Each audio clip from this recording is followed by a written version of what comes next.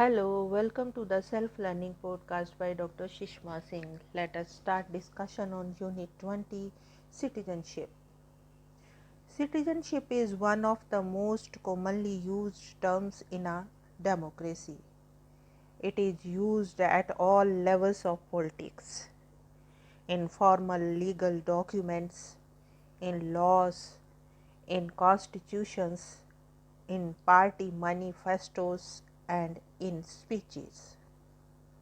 But what is citizenship, or who is a citizen? A citizen is not anyone who lives in a nation state. Among those who live in a nation state, there are citizens and aliens. A citizen is not just an inhabitant. He or she does not merely live in the territory of a state.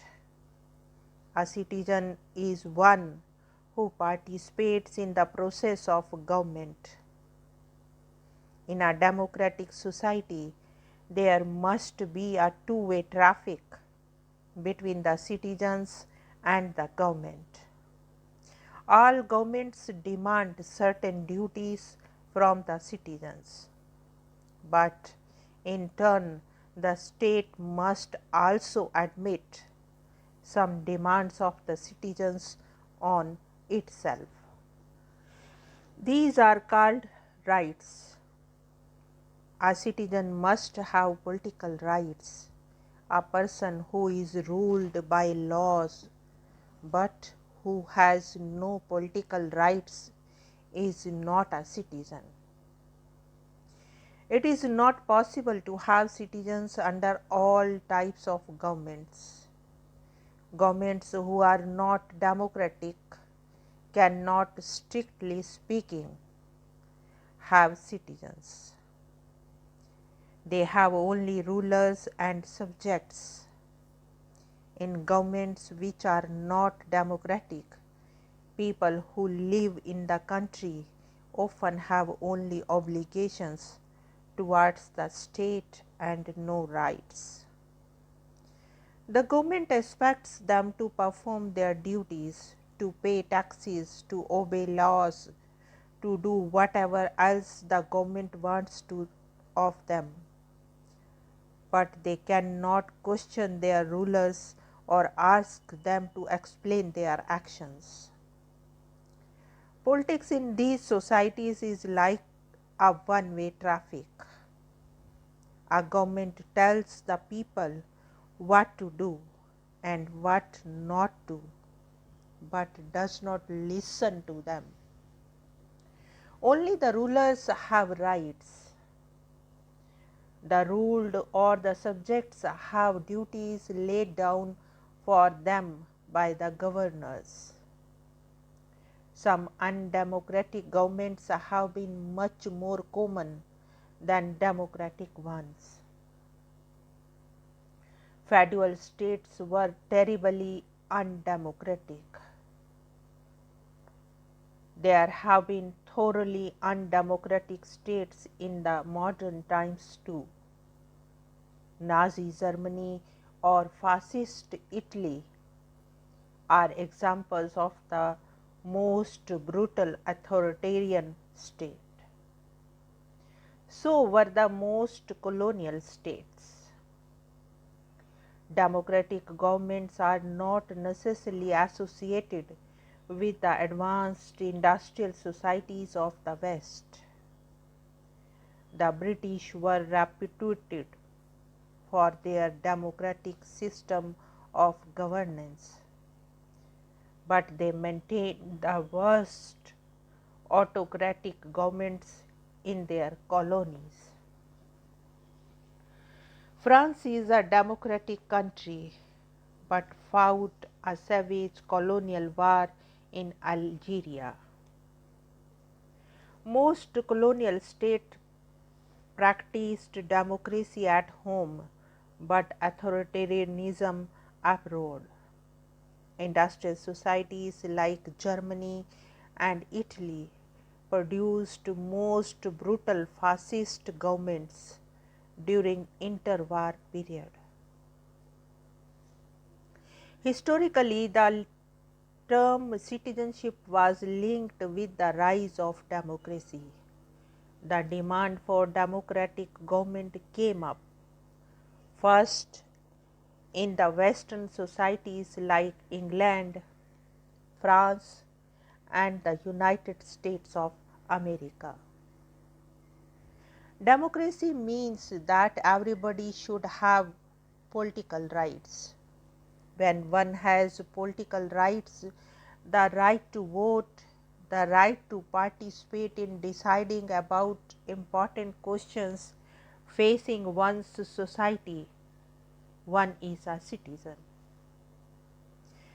Universal suffrage is a recent phenomenon. The idea of democracy made people fight for their rights. Many of the ideas which democracy is made up of were accepted after the great revolutions. For instance, after the revolution, France became a republic. All citizens were made equal and had the same rights. The revolutionaries published a declaration of the rights of man.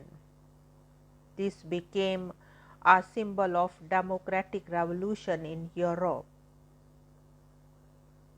Initially, very few people had the right to vote or stand for election, but people fought for the universal adult franchise. Finally, universal adult suffrage was accepted and everybody came to have the right to vote. The word citizen was made popular by the French Revolution in 1789. Later on, this word was used whenever democratic governments were constituted. At present, it is common usage to treat people in democratic societies as citizens. It means, above all, that in relation to his government, the individual is active, not simply passive.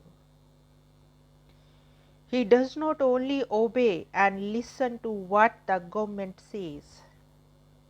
The government must also listen to him in turn. He has the right to express his views freely, to be consulted, and to be involved in the politics of his country. The citizen does not only enjoy rights, he also has some duties towards his country, society, and fellow citizens. A citizen is a person who enjoys rights that the Constitution provides, and enjoyment of rights also imposes some duties upon him. A good citizen is one who is conscious of his rights and duties. One essential thing for a democratic state is that citizens must participate in the governing process. The quality of democracy improves if citizens from all walks of life can participate in its activities, and if they take interest in the basic processes of making important decisions for their society. Democracy implies that the decisions affecting the whole society should be taken as far as possible by the whole society. Participation of ordinary citizens makes the government more responsive and the citizens more responsible. Citizens' participation is the basis of responsible, limited, and constitutional government. Now let us wind up the session and take rest. Thank you very much for engaging yourself with a self-learning podcast.